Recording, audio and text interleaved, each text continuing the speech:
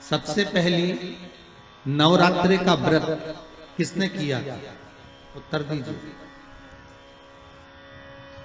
सबसे पहला नवरात्रि का व्रत, नवरात्रि की उपासना सबसे पहले किसने करी थी?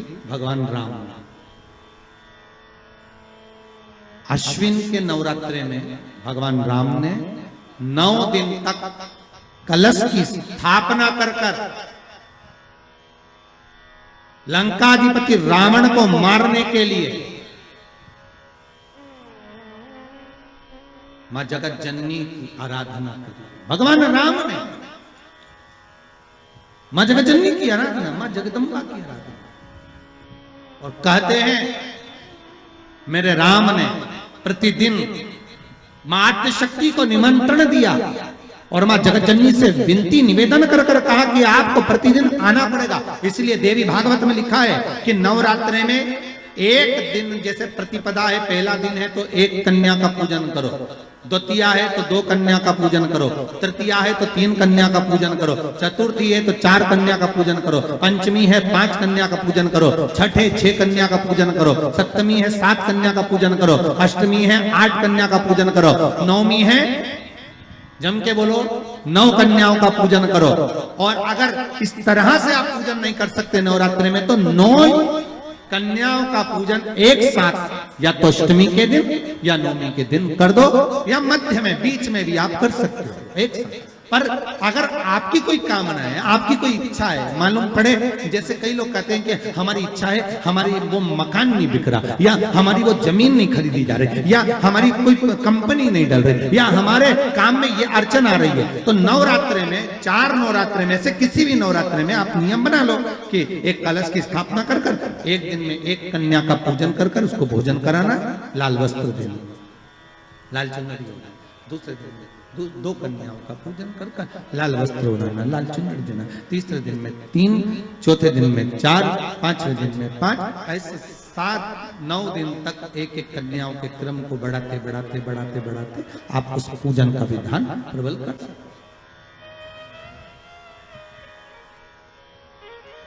आज किसी का फोन था सुबह, तो कोई कह रहे थे कि हमें गुरुजी से बात कराओ, तो समीर जी ने बताया कि फोन आया था और वो बोल रहे थे कि हमें नवरात्रि में अगर मान लो कोई साधना करना हो तो कौन सी साधना करना चाहिए, हम किसकी आराधना करें, हम 9 दिन तक किसकी साधना करें।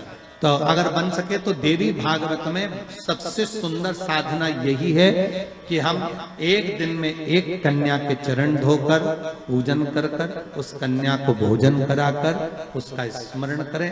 हाँ, ये जरूर है, अभी कोरोना महामारी चल रही है तो इस नवरात्रि में भले ना करें, पर आगे की नवरात्रि में जब नवरात्रि अच्छे रहें, कोरोना से मुक्त रहें, तब आप किसी कन्या को एक दिन में 1, 2 दिन में 2, 3 दिन में 3, 4 दिन में 4, 5 दिन में 5, ऐसे नवरात्रि 4 बार जो नवरात्रि आती, किसी भी नवरात्रि में आप स्मरण कर उसका फल मिलेगा।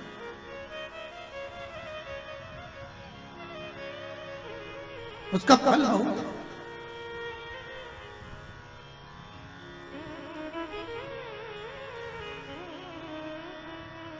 जैसे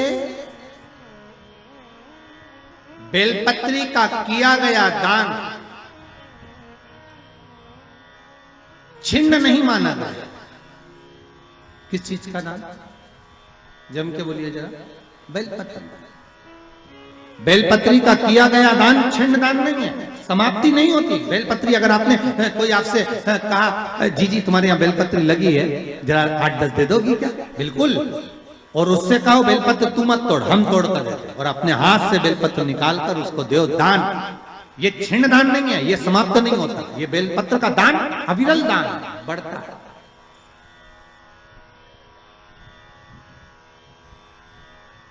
सुख का भान ये छिन्न होने वाला नहीं अभी।